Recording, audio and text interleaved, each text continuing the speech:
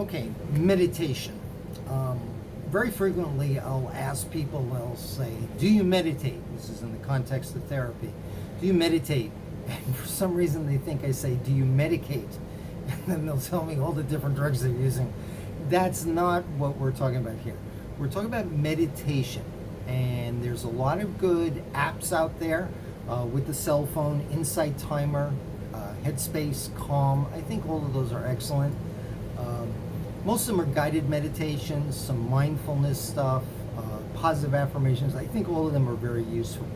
But I teach a specific kind of meditation that's very simple. I call it the no thing.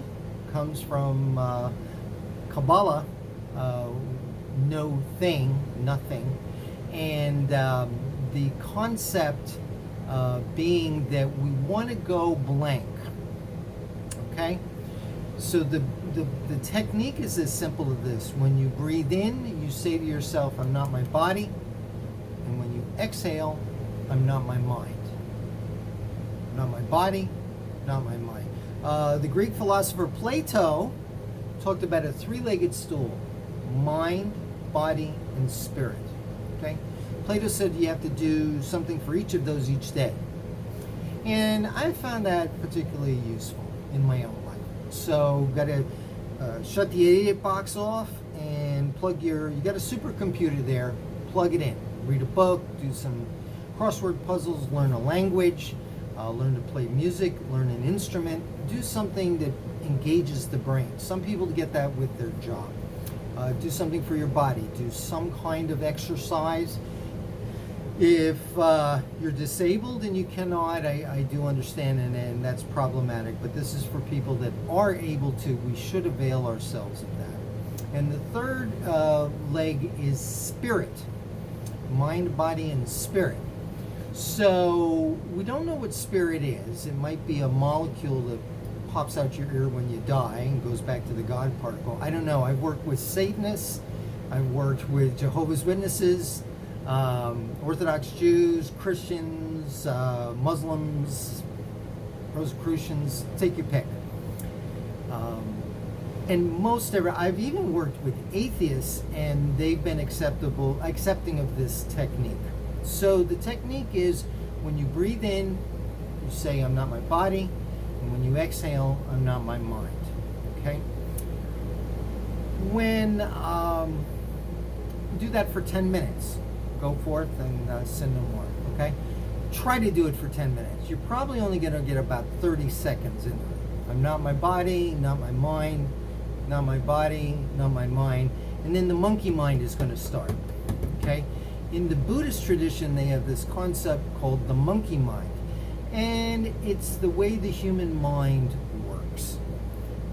Did I leave the coffee pot on? Wonder what my significant other is doing? What's going on with work? Why did so-and-so say that on TV? Any number of things. But the mind is going to wander. That's where people get caught up. They'd say, oh, I can't sit still. I can't do meditation.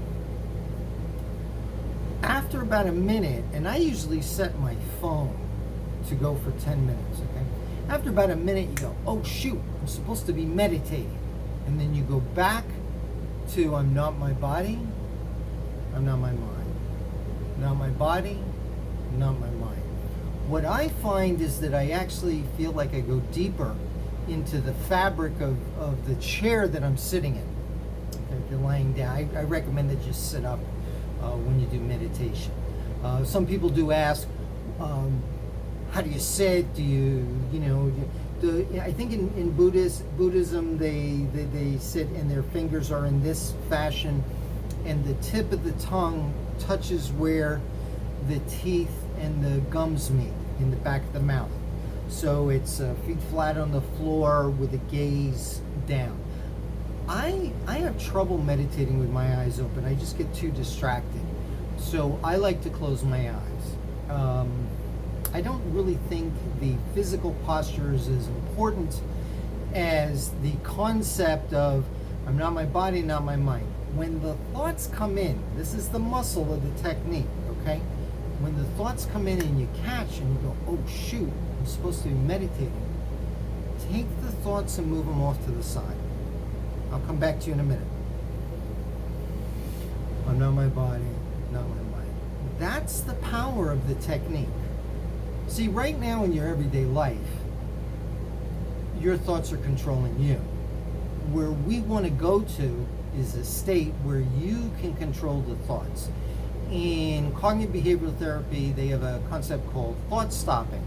Thought stopping by itself won't heal mental illness, but it is useful, efficacious for focusing, getting out of letting, sometimes your mind will have a song or something in it that you can't get out of your mind, or a really negative thought.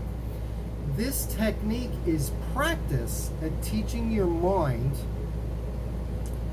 on how to move the thoughts and the feelings off to the side. Okay, there's other techniques, but this is a really good one. It's an exercise program. Some meditation schools teach 20 minutes in the morning, 20 minutes at night. That's a lot of meditation. If you've got time in your day to do that, more power to you. I'm fine with starting with 10 minutes. My clients and my patients in psychiatric hospitals and residential treatment centers have found it useful.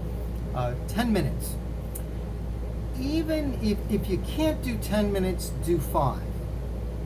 If you can't do 5, do 3. I'm all about small steps, okay?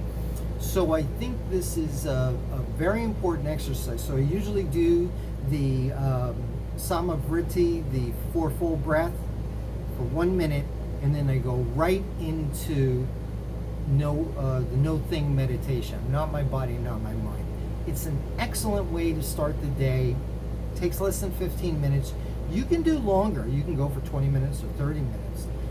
But this is an exercise at going blank. And we'll talk about that maybe in the next subject. Okay, bye.